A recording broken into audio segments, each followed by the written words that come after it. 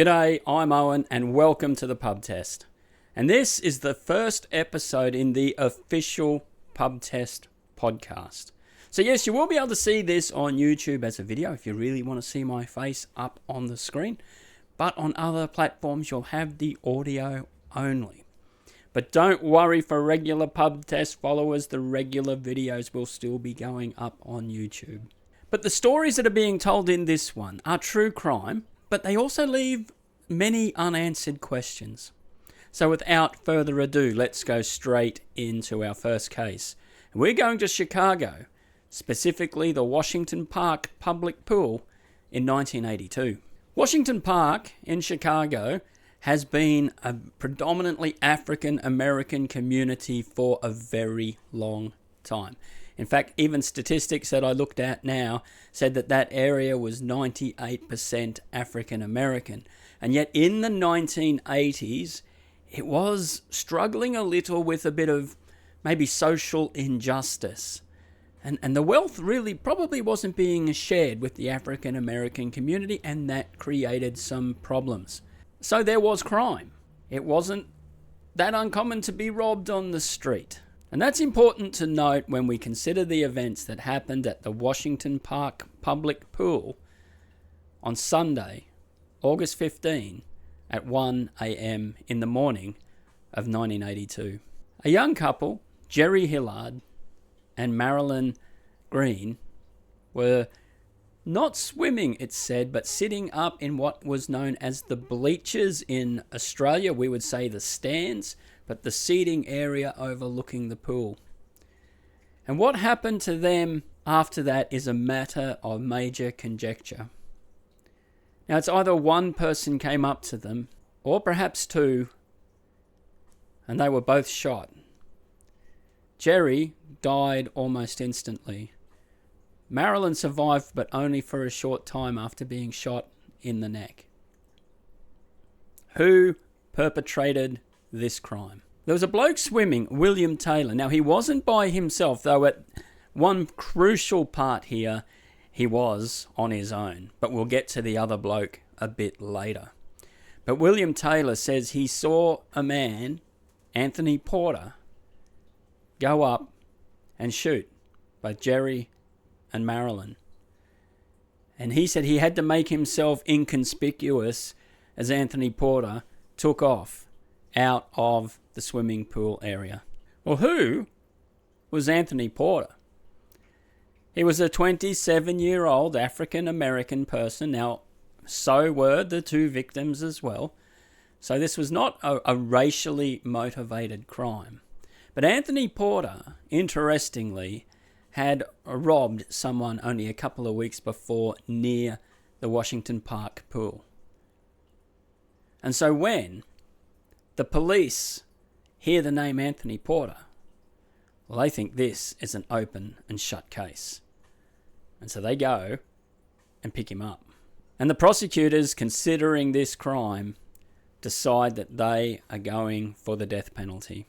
Now, particularly with death penalty cases, there's two particular phases of the trial: the guilty phase and the penalty phase. Now, obviously, the first one is deciding if the person has committed the crime. But then after that, if they have been found guilty, well, then more information can come in so they can really discuss the type of person it is to know whether or not they will just have life in prison or whether or not they'll be sent to death row. Now, it's said that Anthony Porter did qualify for a public defender, but the family said, no, we're going to fund this because he needs a good defense. And there was a reason why he needed a very good defense attorney. So they go to a law firm and he's assigned a bloke, I think his name would be pronounced Akim Gersel. But the law firm say, we need $10,000. And the family say, sure, and stump up $3,000, which would be considered probably not a bad down payment on the rest of the services. Now, putting that into today's cash, we're looking at, they were asking $30,000. and the family were able to get together $9,000, according to 2025 figures. So that's a significant amount, particularly if you're of a lower socio-economic situation. That's still a lot of money, but you're far way removed from what was required. This created a problem for his defense. But just to illustrate it, it would be like getting a builder to build you a shed, and they give you a price, and you put down the down payment of about a third, and when they finishes spending that money and says, well, now I need the rest of it, and you say, well, I don't have any more cash, he's not going to keep working. You are going to be left with a third of your shed built. Well, that is effectively what happened to Anthony Porter. Gersel, the moment he reached that $3,000, he basically stopped the investigation. And I would suggest as we go through this, he basically gave up altogether. In fact, it's even reported that at one point in the trial, he fell asleep and the judge had to wake him up. It's possible that he was setting up Anthony Porter for a good appeal on ineffective counsel. I could see that. And in fact, I think that Anthony Porter had a good shot at getting off any charges because of ineffective counsel, but we'll look into that very shortly. But the case for the prosecution went as follows. Two men, William Taylor, who we mentioned before, and Henry Williams both jumped the fence that early Sunday morning to go for a swim in the Washington Park public pool. But whilst they were there, it was Henry Williams that was approached by Anthony Porter. Anthony Porter puts a gun to his head and says, give me your money. Now, Henry Williams had $2, which he gave.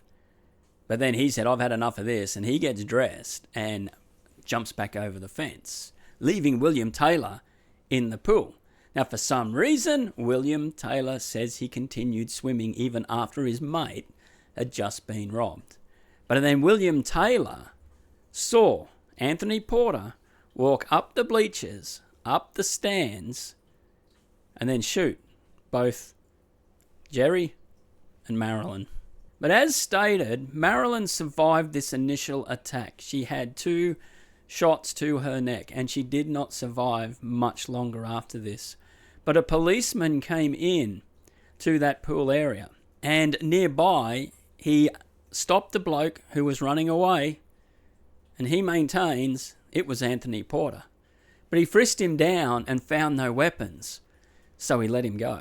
Now, William Taylor actually says that Anthony Porter ran only 3 feet away from him while he was still in the pool. But he made himself conspicuous so he wouldn't be seen.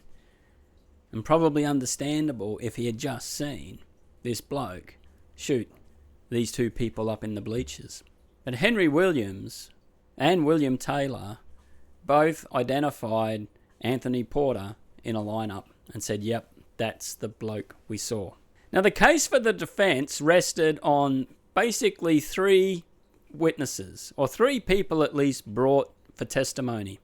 One was a photographer that the law firm brought in to take photos of the Washington Park pool area. And those photos should have proven something that we will also get into shortly, but for some reason it didn't carry much weight, the evidence of the photographer.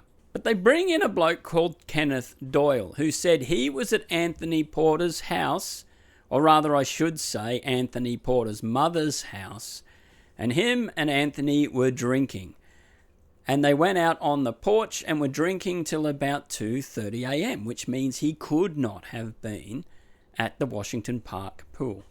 And not only when they finished drinking there at 2:30 a.m., they went to a child's playground and continued drinking until 9 a.m. in the morning.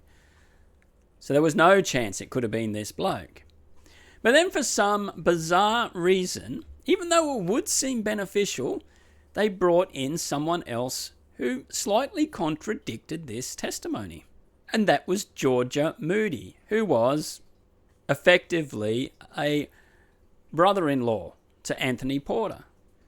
And she says, no, he did not leave the house until 2:30, but he wasn't drinking on the porch. He was inside playing cards with the kids. Because her kids were over there and he was just playing cards with them. Why did the defense bring two contradictory witnesses to the stand? Because now you don't know which to believe. Are they just trying to cover for him? I mean, obviously, in my mind, Gersel has given up. He said, I'm not getting any more money, so I don't care anymore. Definitely ineffective counsel in my mind, but it just is staggering that you would bring two contradictory people in your own defense. So we can understand why the jury found Anthony Porter guilty. But now it has to move to the penalty phase. But oddly, before that actually started, as the guilty verdict is handed out and the jury are just about to file out, Gersel jumps up and says, hey, we need a mistrial here because we've just found an interesting piece of information. One of those people sitting on the jury is actually a close friend of one of the victims' mothers. They're very good friends. They go to the same church. They see each other at least once a week. So the judge says to this woman juror, is this true? And she says, well, yes, it is. But in my defense, I didn't know that the case was going to be about my friend's child. And then the judge says, well, knowing that, would that have affected your judgment? And she said, not at all. And that was the interaction the judge had with this juror, and then decided, no, there's no mistrial. And so the verdict stood. That seems to me, and I'm no lawyer, but that seems to me that it really should not have happened. You cannot tell me that that juror did not know what the case was going to be about. But even if she didn't, giving her the benefit of the doubt, why would you not throw your hand up straight away and say, I can't sit on this jury because I'm too close to it? That would be a fair thing to do. But why the judge only had that short little conversation and then decided this didn't matter? Well, that would be a matter that gets brought up later as well. But then we get to the penalty phase, and this is where the aggravating factors and the mitigating factors come into it. Now, this is information that will not be decided when you're talking about someone's guilt, because that could taint what you think. But when you're deciding should they go on death row, then you really need an overall picture of what type of bloke or woman that you are talking about. Well, who was Anthony Porter? What aggravating circumstances may lead him to be sitting on death row? Before we get on to the penalty phase, though, it was Gersel's law firm that decided that they would have the penalty phase done as a bench judgment. So only the judge would make this call. And it's just said that they did so because the money had run out. A jury trial in that sense would have cost more cash and they weren't going to spend any more. So it was going to be the judge himself to decide if Anthony Porter would go to death row. And so now we look at the aggravating and mitigating factors. What type of bloke was Anthony Porter? Would there be things that would make this crime seem even worse? Or maybe it was totally out of character. There's so many mitigating factors that, maybe the sentence could be lessened. Well, the prosecution brought out some aggravating factors. It's safe to say that Anthony Porter had form in regards a bit of criminal activity, because in 1979 it said he jumped bail. Now, I don't know exactly what he was on bail for, but at that time he was only about 24 years old. It said he had been running with some gangs, so we could imagine the types of crimes that he was involved with. But it was only 2 months later in 1979, when he's on probation for his bail violation, that he assaulted a bloke, Douglas McGee, robbed him, beat him up a bit, and guess where Douglas McGee happened to be? Sitting in the bleachers of the Washington Park public pool. And then in 1980, he pleaded guilty to jumping bail again and robbery, and he's sentenced to 3 years in the Illinois State Penitentiary. He serves 1 year, and he's out in 1981, back on parole or probation for 2 years. And then, during this time, he runs into Earl Lewis, a man who is out walking his dog.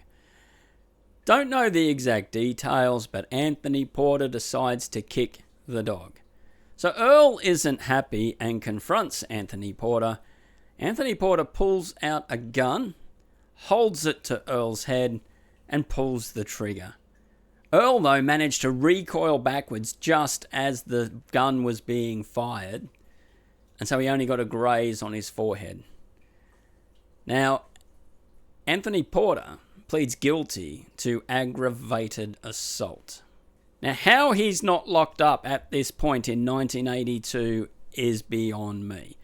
That last thing with Earl Lewis, he could have killed the bloke quite easily. In fact, that was the intention. So somehow he managed to get off a massive charge. But the aggravating factors here are quite strong. So what's the mitigating factors? Because that seems pretty damning. Well, as said, for the last 2 years, prior to 1982, he'd been going to church and also helping cleaning it. Now, if I'm sitting there as the judge, and trust me, you don't want me to be a judge, but if I'm sitting there as the judge, I'm thinking, well, that church isn't doing much for you if you're going around kicking dogs and trying to shoot someone in the head. You might be dusting a few pews, but I think I need a bit more than just you're attending a church. Well, it said he ran errands for a bloke who had a bit of a heart attack. He also helped his grandmother with daily chores, with cooking and cleaning.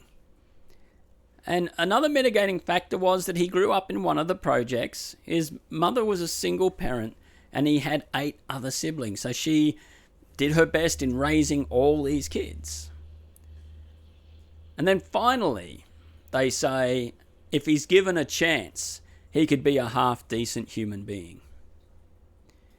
Well, he'd had a few chances. I'm sitting as the judge thinking this. You've had a few chances. You keep jumping bail. I don't see this improving at all. And so the judge hands down the death sentence, and Anthony Porter's taken off to death row. But when you're sitting on death row, you get automatic appeals. Now, I find this a little bit interesting. They do bring up the matter of the jury. And they say, surely, this had to be a mistrial because that jury member was too close to the situation. And even though many of the judges say, yeah, the trial judge did make a mistake by not investigating this further. He only had like a 2-minute conversation with the woman juror as she was walking out the door. They should have spent more time, absolutely. But the overall weight of evidence, really, it wouldn't have changed the result. And so that was dismissed. Though one judge did vote against it, he said, no, that we should be vacating this particular decision because this could have impacted the other jury members. Had they have known that close connection of that jury member to one of the victims' families, well, what she's saying they could have maybe considered differently. And so because of that, we need to overturn it. But it was pretty much a one man on his own saying that. So yes, his appeal was dismissed. But then ineffective counsel was brought up in a later appeal. And it was shown that Gersel did not bring the right people to the defense table. He had witnesses who said that someone else actually was with Jerry Hillard and Marilyn Green on that very night. He had the victim's family corroborating this story, and also another bloke, Ricky Young, who said he was aware of the situation as well. They even spoke to Anthony Porter, and he named that very same person everyone else did. He said, you should look at this bloke. But because the ineffective counsel was not raised at the initial appeal, it's dismissed. But who was the person that they mentioned? Well, I don't know the exact pronunciation, so I'm going to use his last name mostly, but I believe it was Alstery Simon. He's going to be Simon from here on in. And he was there with his girlfriend, Inez Jackson. And it's said, and as said, this was corroborated by quite a few people, Jerry, Marilyn, Simon, and Inez Jackson all were in that pool area together. See, what was not really known and was not brought up at Anthony Porter's trial was that Jerry was doing some minor drug dealing. And he was getting his supply from Simon. But Jerry was skimming some money, not handing all that he should back to Simon. And Simon wasn't having it. So he goes to meet up with Jerry at the Washington Park public pool. And to send a message, he shoots Jerry and his girlfriend Marilyn. Now that evidence would have been very crucial to Anthony Porter's defense. But it's coming up to 1998, 16 years after the initial crime. And he's slated to be executed on death row. So the legal team he has go for one last final stay of execution to buy a little bit more time. Because they say Anthony Porter's IQ is so low, he doesn't understand really what's happening to him. And so they do an IQ test, and it comes out as 51. That's very low. Now, this is not a slur. This is the actual medical definition.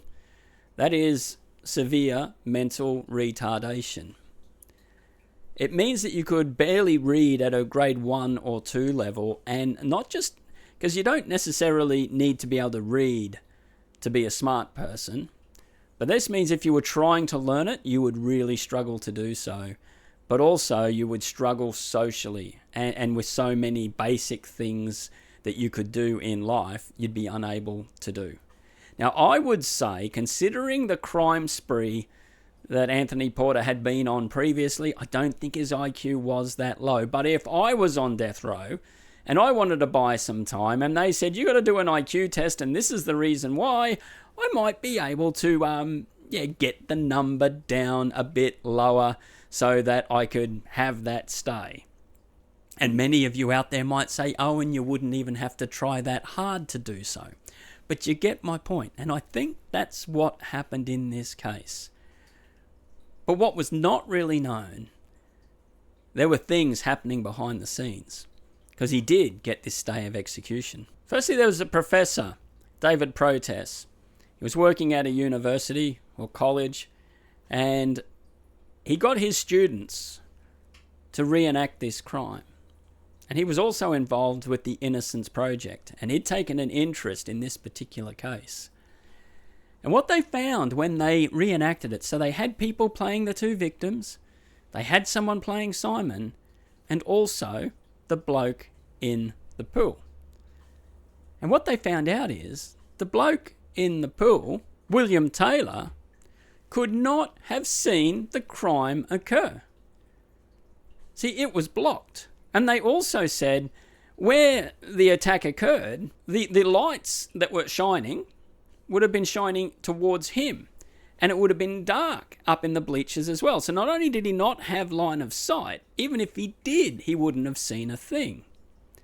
So he could not have seen Anthony Porter shoot these two people. So they hire a private investigator to track down William Taylor. And when they do so, he recants his entire eyewitness statement. He says, I actually didn't see the crime occur. Now, why did he not say this 16 years previous? Well, here's a funny thing. And we start to unravel some of the police investigation. He was taken to the police station to give a witness statement. How long do you think it would take to give a witness statement for an event you've just seen? 10 minutes? Maybe there's a bit of paperwork to do. Perhaps you're in and out in an hour. I would think an hour would be the outside time you would expect to be in that police station. 17 hours he was basically being interrogated. And his first statement was, "I didn't see a thing." 17 hours later, I saw Anthony Porter shoot those two people. William Taylor had jumped the fence to get into the pool. I would suggest he was probably on the wrong side of the law a little bit himself, and therefore didn't want to give too much information to the police. And we don't have cameras in that room, so we don't know if the police put pressure on him saying, "Well, you were there. If you don't give us the information, we're going to pin this on you." And it's possible that those sorts of things were going on in the Chicago area in the 1980s. If the police wanted to pin you, they could. So maybe he told them the story that they wanted to hear, because he knew where they were heading with it. But then that raised the question about this story of Simon and Inez Jackson, and they had to find them. Now, what's interesting is the police actually picked both of them up after this crime. And they took them down to the police station, and it said their interrogation consisted of them showing him a picture of Anthony Porter and say, "Do you know that bloke?" And they go, "Oh yeah, that's Anthony Porter." And they go, "That's enough for us." Close the book. And then Inez Jackson and Simon, a couple of days later, leave the Washington Park area and go to Milwaukee. That seems really, really odd. So David protests, and another bloke, I think Sione, don't know exactly, but he was involved in the Innocence Project. They also hire an investigator to find these people, and it's a tough time finding Inez Jackson. But her name had actually changed to Simon, because she had married Simon and took that last name, but they were now estranged. But when they start talking to her, she confesses everything. She says, "Yep, it was me and Simon there. I didn't know he was going to be shooting these people. But yeah, Simon was the one that pulled the trigger." So they're now hunting him down. They catch up with him and he is denying everything. So Simon is saying, "I didn't do this crime." But it said, as the private investigator is talking to him at his house, the TV comes on with Inez Jackson giving the full confession. It's being shown on the TV. And so he breaks down and says, "All right, I did it. I committed the crime." So with only a couple of days to spare, Anthony Porter is exonerated and he's released from prison. Simon does go to trial. The Innocence Project people suggested a lawyer that he gets 37 and a half years in prison for the murders of Jerry and Marilyn. So that's it. Case closed. Well, no. This is far from over. Anthony Porter in 2005 decides to sue the city for false imprisonment, and he wants $24 million. Now that is a significant amount of money. Now in Australia, we tend not to get those sorts of massive figures if people are trying to sue someone, because the courts will just throw it out saying that's just unrealistic. Now I know every legal system is different, and I would suggest that 24 million is the pipe dream. You throw that number out there because you know the other side will come to the table, but you've got your starting figure. And then maybe in negotiation you'll get down to that maybe $2 to $3 million. Now, I would think that if you were exonerated and spent not just 17 years in prison, but 17 years on death row, you've got a strong case for all sorts of mental anguish and whatever else. And the city would know that a trial would cost a lot of money. And if they lose, they're probably going to have to pay that $24 million. So it would be in their best interest to come to the table and sit down and start negotiating. So it might surprise you to know that they don't go down that path. They say, "We'll take this to trial." And they did. And they won. Anthony Porter did not get a payout. The jury effectively said that we don't think the law enforcement did anything wrong. We don't think the jury made a mistake. With the evidence presented at the time, the only conclusion you could draw is that Anthony Porter did the crime. And that is very telling. And they may have had the confidence because of one event I've already mentioned, but I will be bringing up that point again. But now Simon's in prison, and he's not happy. In fact, he's rather angry. He feels he's been sold down the river. Because the story that was told by David Protess and the Innocence Project wasn't exactly the whole truth. They had been stalking Simon for a while. They had paid actors to go and basically say that we're eyewitnesses of what you did, to make Simon think that they had all the evidence against him and they could nail him to a wall. But they also made some promises. They said, if you confess to the crime and we can prove you guilty, well, we'll make sure you're looked after. We'll get you a decent lawyer. You'll do single-digit time in prison, less than 10 years. And when you get out, movie deal, baby. You'll make some money. Now, you might think that sounds absolutely outlandish. But David Protess actually lost his job at the university or college because he was seen to have fabricated evidence in another Innocence Project case to get someone off death row. That is important because it will, and I will discuss it, show the motivation of what they were trying to do here in the Anthony Porter case. But you could say, well, Simon is just driving this because he's in prison, but his estranged wife, Inez Jackson, she got really sick. And as she's dying, as a deathbed confession, she recants her statement. She says it didn't happen. We didn't go there. I was making it up because I had family in prison and I was told if I did this, they'd either get out or get lesser sentences. Well, in 2014, Simon is exonerated and let out of prison. He goes on to sue the city. But unlike the case with Anthony Porter, the city do come running to that settlement table, and it said that he received a sum of undisclosed amount. So it would suggest that they were very sure that this bloke did not do those crimes. So now, two different people have spent up to combined 30 years in prison for the same crime. Both are now out, exonerated. And perhaps the real perpetrators are still out on the street. But why would people involved with the Innocence Project, and I'm not having a crack at them at all, they do some great work, but why did this go so far off the rails? Well, it's because it said that a couple of the people involved were dead against the death penalty. They were trying to prove that it is not the right form of punishment.